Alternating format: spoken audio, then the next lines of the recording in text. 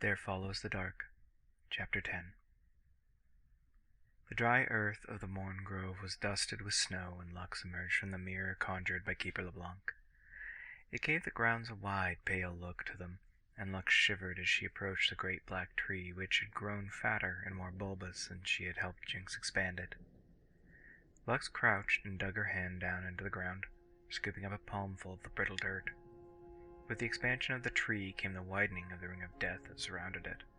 Where once the ring had spanned out just a little over 2 meters in all directions, now it stretched nearly 3. Closing her fingers over the handful of dirt, Lux shivered again, this time at the way the dirt crumbled loosely in her grip. Something had changed in her, and she could only assume it was her new connection to the Dawn Heron.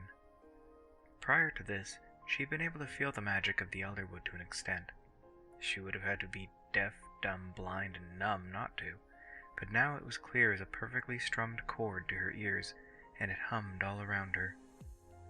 All that power was practically at her fingertips, although she wasn't fool enough to assume that meant she knew how to use it. But it was there.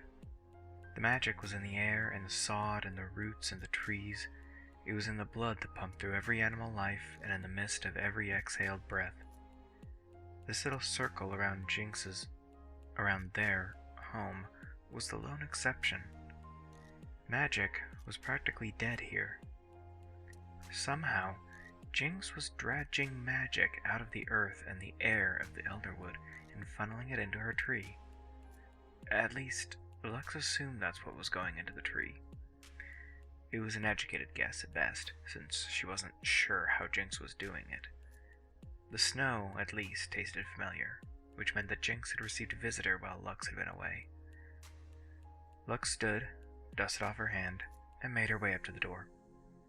The closer she got, the lighter she felt. It was as if she could feel Jinx's proximity as a weight, and the further she got from the woman, the heavier it became. Being this close to her, Lux felt lighter than air. She paused at the door as Ash's soft voice filtered out. "Not having this conversation with you again, Rook. You must fulfill your oath." "Oh, schmoth, I'm not budging." Jinx sounded annoyed. "They're farmers and lumberjacks, not knights. Why do you even need me?" "Because no band of peasants approaches the Elderwood without a guarantee from the Eclipse," Ash said tightly. "The northeastern verge is being hacked into firewood, and we are called to its protection." "Sounds like a whole load of not my problem," Jinx laughed. "Not your..." Lux could practically hear Ash grinding her teeth. "It is your duty, Rook." "Ha! You said duty." Lux drew back and massaged the bridge of her nose as she blew out a sigh. Jinx was needling her sister needlessly. She remembered the business side of what Ash was talking about from her other life before she fled from the blades of the Eclipse. Resources were scarce around the forest, especially with winter approaching, and it wasn't unheard of for the Order to sponsor villages with coin and protection to gather from the borders of the Elderwood. On the one hand, she knew that the surrounding villages were often short on good lumber and medicinal herbs, and the best of both came from the vibrant Elderwood. But there was a reason most didn't dare put the bite of an axe to the boughs of the old forest. Unlike other forests, the Elderwood had a disturbing tendency to bite back. Now, Lux herself was a witch of the forest. This was her home, and that was the other hand. Allowing the kingdoms to gather freely from the forest would be like letting your neighbor come to your home and cut down a wall so they could burn it in their hearth. More than that, the Elderwood was alive. "This isn't like you," Ash said, her voice lowering grimly rather than rising to Jinx's childish bait. "You've never shied from a fight, so why now? Why—" She trailed off and let out a quiet breath. "Though northeast." "That's right. You came from the northeast, didn't you?" Lux froze. "You never did tell us where you came from, Rook," Ash continued. "Tell me, is that why you refused to fight? Are those peasants—" "It's boring, that's all," Jinx said aridly. "Besides, I got some home renovations to finish up, and you and Lizzie got this, right? You might hate each other, But you don't need me to blow holes in proles, you know? Jinx cackled. It's boring, and I don't want to do it, so I'm not gonna. Lux couldn't listen to this anymore. Break your oath, and you will suffer the consequences, Ash snapped, her temper flaring back to life just as Lux stepped into the den. Ash of the Ibex stood with her arms crossed in front of Jinx, who was sitting cross-legged on top of her table with her back to Pow Pow, which was still planted where it had been when she left. Jinx's face was twisted into a mocking sneer as she cocked her head at Ash. The gods can come poke me themselves if they want me to fight, Jinx said, caustically, with her eyes and grin both stretched wide. Till then, I've got my own business to take care of, yeah? Your power. I'll go. Both women froze, then turned to Lux, who was standing in the doorway. The crown felt heavy on her head as she spoke up, and Jinx's eyes widened as they fell over her. If it's Jinx's oath, then I'll uphold it, Lux continued with only the smallest tremble in her voice as she stepped forward. I owe her a great debt, so it's only right. Ash lowered her hood and turned to face Lux with a raised eyebrow. You've taken no oaths of your own, little sister, although... She looked Lux up and down, and her mouth softened into a smile. I do congratulate you on your selection. Pray tell, who do I have the pleasure of addressing? Lux smiled back and sketched a perfect, if mocking, curtsy. Lux, of the Dawn Heron, if it pleases you, honored sister. Gods, please don't call me that. Ash laughed weakly as she waved a hand back and forth. But I greet you thusly. Welcome and welcome back, Ash said with a wider grin.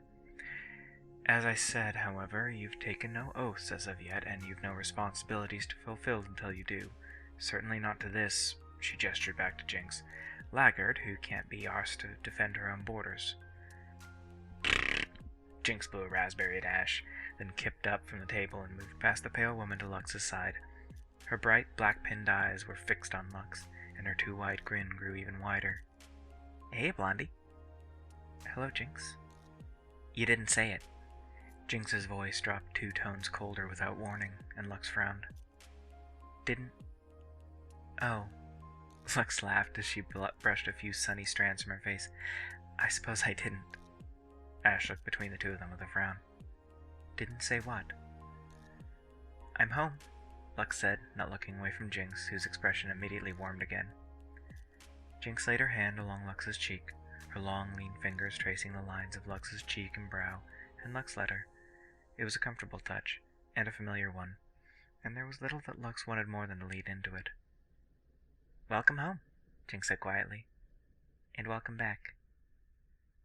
Lux stared for a moment, caught off guard by the tone of ritual and the care with which Jinx spoke. It sounded strange, coming from such waggish lips, but then that was part of her charm, the insouciant mongrel attitude that grated on the sensibilities of her more staid sisters. Turning back to Ash, Lux gave a more dignified bow of her head.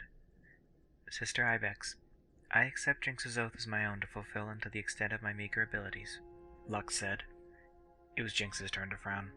Hey, wait, I didn't say... Say what? Lux asked, cutting her off with an arch look. You're not going, right? Because it's boring? But it has to be done all the same, so I'll do it. I didn't say you could go. Jinx's smile had grown corded and tight. Lux bristled and bared her teeth. And I didn't ask. She stepped back and turned, dropping to a knee before Ash. I put myself in your care, sister, if you'll have me.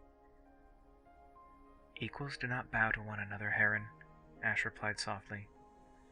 But I accept your offer in the god's name, and a debt taken is a debt paid. Now rise. Lux stood as Jinx stepped between them, bristling as she faced Ash. Hey, I didn't say I'd let her go in my place, she jabbed a finger at Ash. You can't just give away my job. You gave it away, Rook, Ash said calmly. You refused the call of your oath in plain language, and the Heron most generously accepted the burden in your stead, she gestured at Lux. We are witches, lest you've forgotten, and our words are power. We speak to the Elderwood and it responds in kind. Thus, your burden is now hers. Think on that the next time you so casually forsake your calling. Jinx was shaking, and fury was boiling off of her in waves as the room darkened with grim violence. Lightning the color of her eyes sparked off of her, spitting and snapping at the ground and up at the ceiling as her air rose with static charge. And through it all, she smiled. "Get out!" Jinx hissed. Ash eyed Jinx cautiously for a moment, then gave a solemn nod and stepped past her, past Lux, and paused at the door as she raised her hood to look back over her shoulder. "I shall send you a spirit when the time comes to join battle, little sister. Be ready to do what is necessary." "Get out!" Jinx whirled on her with a banshee shriek, and the door slammed with a voltaic roar. Moving just beyond the threshold, Ash turned and laid a hand over her heart. "I thank thee, Rook, for thy hospitality, and bid the gods be with ye." The faint flurry that had been falling outside whipped into a snowstorm for the briefest instant, consuming Ash or the Jet Ibex in a whiteout before fading and taking the witch with it. Jinx slashed a hand out and the door slammed shut, and arcs of blue lightning danced along the edges before spilling out in snaking patterns along the walls.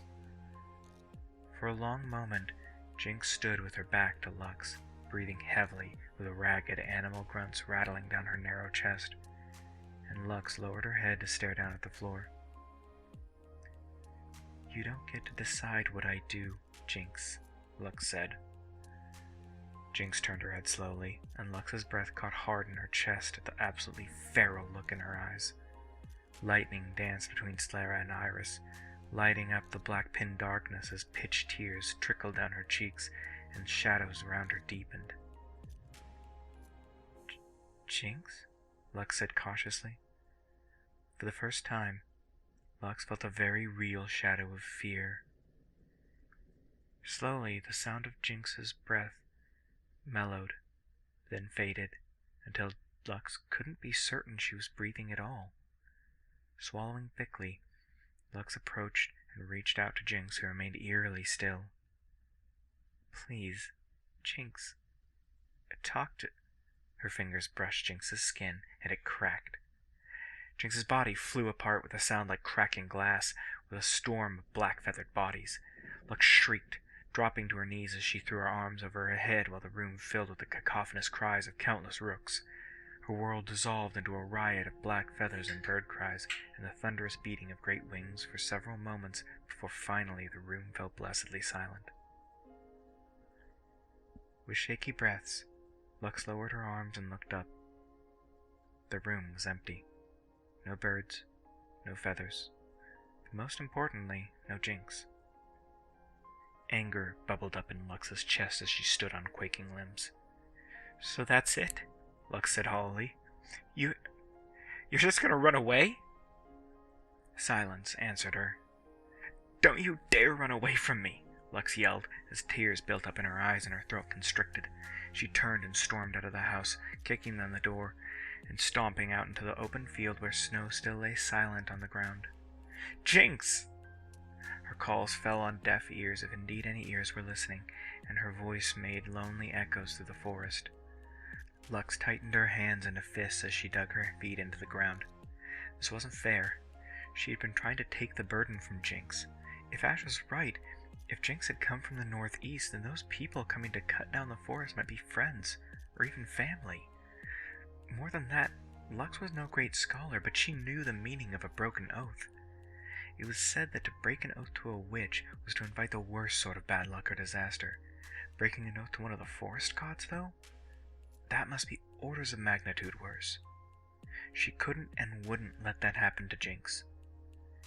"It's not fair," Lux sobbed. "You can't just run out on me because you're mad." Tears fell from pale cheeks to the dry, lifeless earth at her feet as Lux raised her head to look up into the uncaring sky where stars shone with lonely sparks pinned in the deep and the black of the night. How much time passed, Lux wasn't certain, but it was enough for the chill to sink into her bones even past the warmth of her magic. Jinx didn't return, and there was no sign of the black birds that had made up her exit. Lux returned to the treehouse despondent, shouldering the door open and shivering before kicking it shut. The cold had frozen her tears to her cheeks, and she roughly wiped them away with her fist, leaving red marks across her face. For a moment, she stared at the door to Jinx's room. Despite how mad she was at the woman, Lux wanted nothing more than to walk in there and curl up miserably on Jinx's bed. At least it would smell like her, and she very much didn't want to feel alone right then. She didn't. Instead, she turned to the room that she and Jinx had lately opened up for her own use. There was a door now that hadn't been there when she left. It was carven and set into the alcove with care, and Lux ran her hand over the smooth surface of the unvarnished wood. Lux sniffled as another wave of tears escaped her self-control. Getting into a fight with Jinx felt horrible. She wanted Jinx to come back so they could talk, so she could ask why things had suddenly exploded like that. She hadn't meant to make her that angry. She didn't even know why Jinx had just left her. Pushing her door open, Lux stepped inside the room. She conjured a small orb of dire light and found that the spell came to her as easily as breathing. It was barely even a thought, and certainly not an effort. It wasn't a difficult spell to begin with, but even this little cantrip had never been this easy. Looking up from the small ball of light she had conjured, Lux examined the room. Time seemed to have passed strangely in the heart of the Elderwood. More time than she had expected to pass had done so, leaving Jinx enough time to fill the room with her carved furnishings. A bed sat at the far end of the room, with a simple cloth mattress, no doubt filled with feathers. There was a quilt, too, although where it had come from, Lux had no idea. She had the absurd vision of Jinx sewing a quilt, and it brought on a half-sob of a laugh. To Lux's right, pressed against a wall that bore a circular window, was a desk and a chair. The rest of the walls around the room were bent with layered indentations, like bookshelves, giving Lux enough space for quite the personal library if she so desired. It was a lovely room, all in all. Taking in a shaky breath, Lux bumped the door closed with her hip and moved to the desk as she lifted the arching golden ivory crown from her head to set it down. A piece of parchment was folded neatly on the desktop, such that it almost blended in until Lux was standing right over it with her little light. Lux briefly considered ignoring it, but gave up on that a moment later as she scooped it up. Banishing her conjured orb, and sat down at the desk to unfold the letter under the pale light of the moon and stars.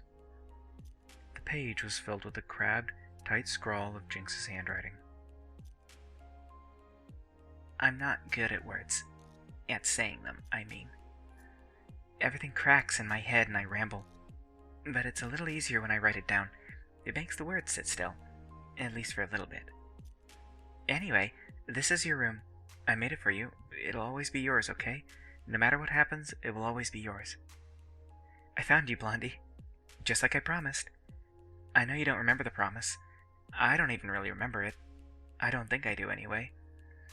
But sometimes, I dream about remembering it, and that's good enough. Either way, I found you, and I'll always find you. Always, always, always. Sorry I'm so late, crazy Blondie. I'm sorry I don't make sense. It all makes sense in my head most of the time, but I don't know how to make it make sense outside of my head.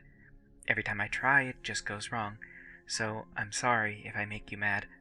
I'm sorry if I'm messy, and I say or do the wrong thing. I'm sorry if I just blow it all up sometimes. Blowing stuff up is all I'm really good at, but I promise I'll always try to fix it, okay? And I promise I'll always find you. Jay. Lux lowered the parchment. Her emotions were a numbing storm inside of her, such that she couldn't even begin to let them out. She wasn't sure what she even should be feeling. She was still angry, or perhaps betrayed. Yes, that was it. When Jinx had left her, she felt betrayed. That was silly, of course. There was no reason for her to feel betrayed. Jinx had been upset. Even if she'd been acting out, her mother and aunt had both taught her that when things became heated, leaving an argument before one said something that they could not so easily take back was the wisest course. The logic of it did little to soothe Lux's heart, though. She missed Jinx. She wanted her here. She wanted Jinx to be beside her even if she couldn't properly account for why. All Lux knew was that she missed her, and when Jinx had left like she had, it had hurt. And then there was the letter. It was so bizarrely heartfelt, considering Jinx's nature. But then again, Lux reflected that she really didn't know that much about Jinx. Not really. Other than that nebulous feeling of total familiarity, she couldn't put a finger on a single solid detail of Jinx's life. I know you, and I don't, Lux said quietly as she pressed the letter flat to the desk. She turned her hand over and curled her fingers gently. I know your touch like I know the palm of my hand, and your voice is as familiar to me as my heartbeat, but I don't know who you are. Lux lowered her head as a tremor ran through her whole body. Jinx would come back. She had to come back. Not just because this was her house, but because Lux knew in her bones that Jinx wouldn't abandon her. She would come back. Lux scanned the letter again, and most of all, she reread the last 2 lines over and over again. I promise that I'll always fix it, okay? And I promise I'll always find you. They could fix this. Together, they would fix this. They just had to talk. Jinx would calm down, come home, and then they could talk.